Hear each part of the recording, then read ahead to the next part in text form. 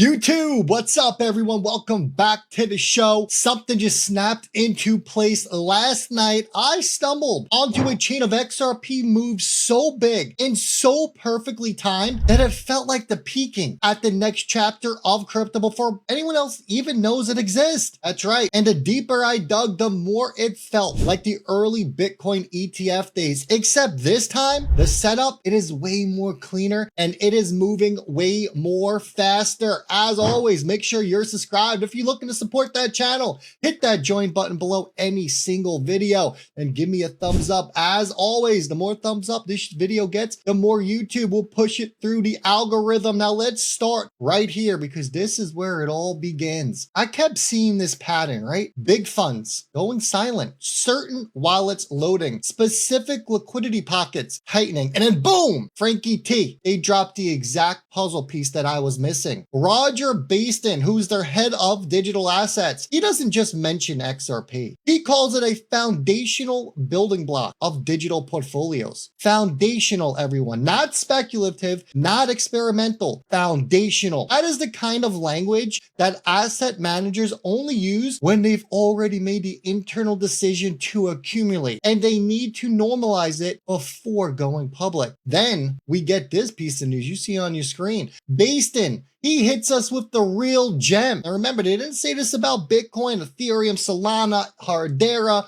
Litecoin. No. They said this about XRP. They stated that their ETF trading under ticker XRPZ provides regulatory custody, daily transparency, and liquidity without the operational complexity of holding the token directly. You know what that's Wall Street's code for, right? We want more exposure, but we want it at scale. And the public, they're not ready to understand why yet. Because think about this for a second, all right? Institutions, they hate operational friction. They can't stand it. They don't want wallets, cold storage, memos. They don't want any of that. ETFs, now we're speaking their language. And once ETFs appear, the story always follows the exact same path. Institutions get quiet, liquidity dries up, supply shrinks. Retail looks around like, why is this running? I don't understand. Folks, we are at step 1 and step 2 right now for XRP, the quiet accumulation phase. And it only gets more obvious from here because I want to unveil to you my very own doing, my creation, which is coming to the #1 Ripple and XRP news site, XRPrightnow.com. You can see it went right here because I went deeper. I've been cooking behind the scenes. If institutions were laying the groundwork, well, guess what? I needed the receipts and I needed to show you all the receipts, the actual flow, not rumors, but data. So today, for the first time ever, those watching this video, I'm showing you my XRP ETF tracker. This is the real-time look at 24-hour volume. We do 5-day flows on here, and you start to see the momentum that is building under the surface. And let me tell you what this tracker showed me that absolutely shocked me, because the numbers, they weren't just healthy. They were all coordinated. This is like a group of players all turning their keys at the same time. And yes, below the data, which I'm not going to show you just yet, I do have a surprise. It will be out soon. Something that ties directly into where this whole story is going later on in this video. But trust me, folks, it's not going to be a disappointment. It is worth waiting for. Yes, this is all going to be free, just like the news. All the news is free. You need one link to get all of your information. The latest and greatest Ripple and XRP news. You get all the partnerships, all the new ETFs coming,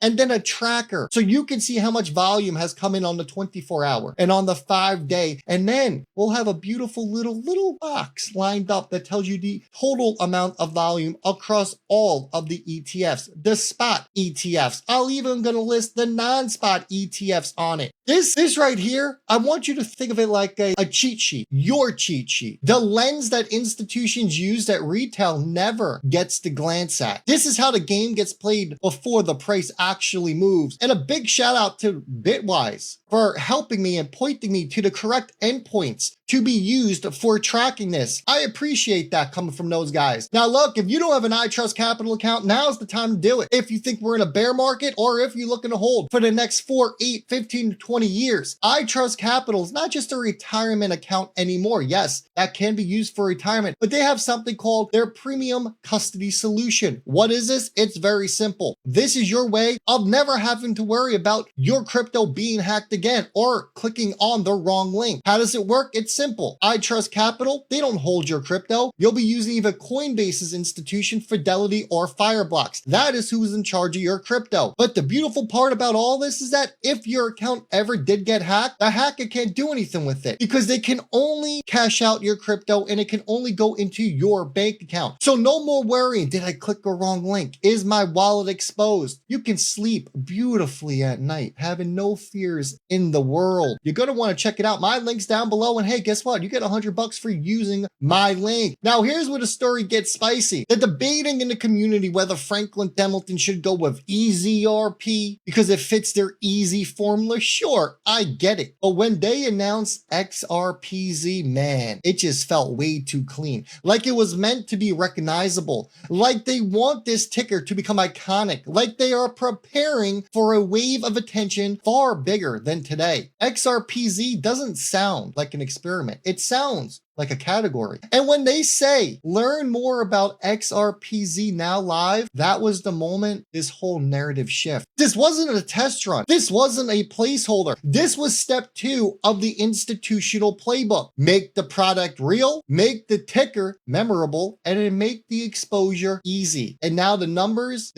start getting insane. I want you to watch how the liquidity behaves when institutions are quietly stepping in. Your first hour projections that came in today. Bitwise, 4.5 million. Canary, 4.2 million. Frankie T coming in with 4 million out the gate, and Grayscale with 1.1 million. That is a total right around $14 million buying XRP within the first hour. The end of day projections is over $90 million buying up XRP. You realize that's not retail, folks. Retail doesn't have $90 million. That is not hype either. That's not Twitter sentiment. That is coordinated institutional money finding its lane. It's finding its happy place. This is the moment in every story where the viewer should feel it. Oh, something bigger is moving here. Because institutions, let's make this clear, they don't buy for fun. Institutions buy for positioning. We're watching allocation happen in real time, folks. I want you to think about that. Which brings us over to this, the macro shift. Let me refresh this page. Papliano gets on CNBC and he drops a line that just hits different, especially when you're watching ETF flows. He states Bitcoin has had the equivalent of a global financial crisis every year and a half or a decade. We're used to this. Think about what that means though. Institutions have finally adjusted to their crypto risk. They are no longer scared. They are familiar. They are comfortable. And if they're comfortable with Bitcoin, you better believe that they are starting to rotate into assets that actually do something like settlement. Where do you think they're going to go? Assets can actually do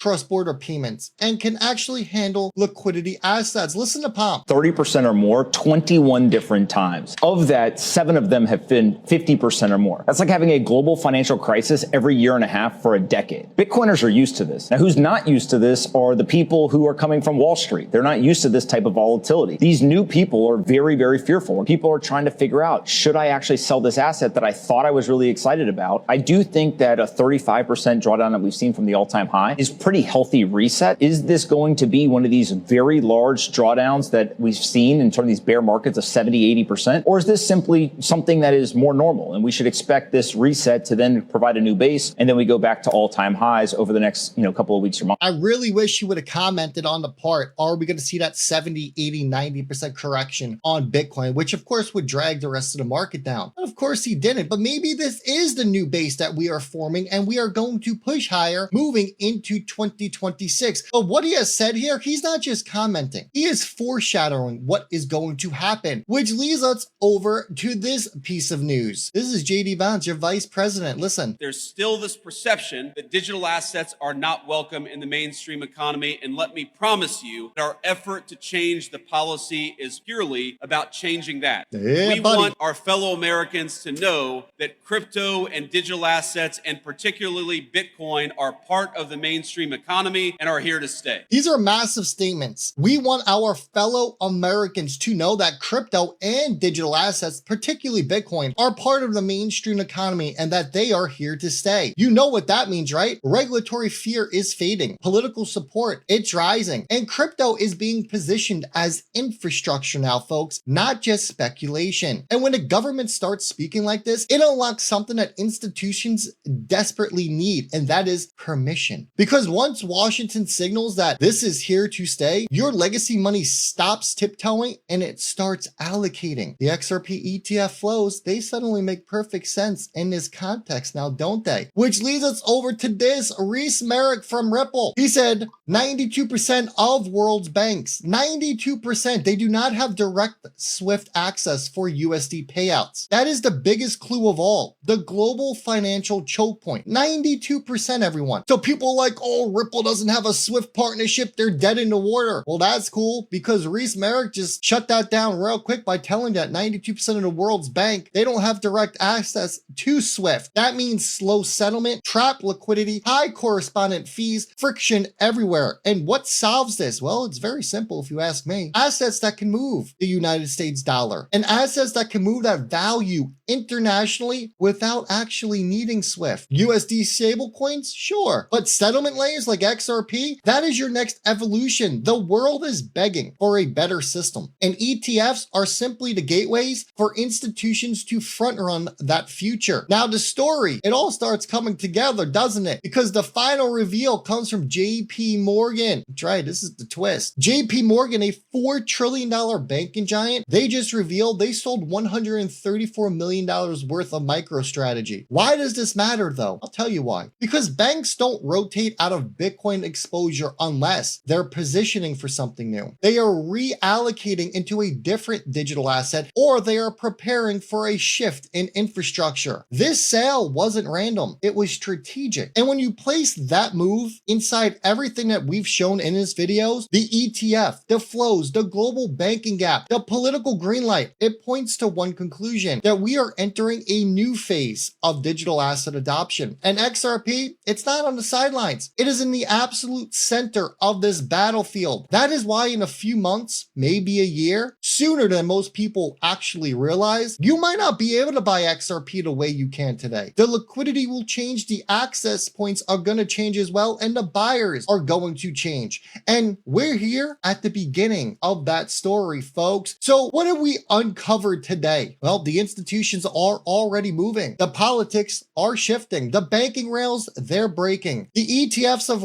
are live and the volume is rising. The rotation, it's real. And the demand for real, scalable, global settlement assets, it is exploding. This isn't hype. It's a pattern we've seen before, and it always ends the same way. Retail realizes too late that the assets that they ignored became the assets that institutions accumulated quietly. But guess what? You're early. You're watching this story unfold in real time. And if you stay locked in, I'll keep showing you every new chapter the moment it appears. Because trust me, we're just getting started, folks. I hope you enjoyed. Hit that thumbs up on your way out and make sure you're subscribed to the channel. And I'll see all y'all on the next one.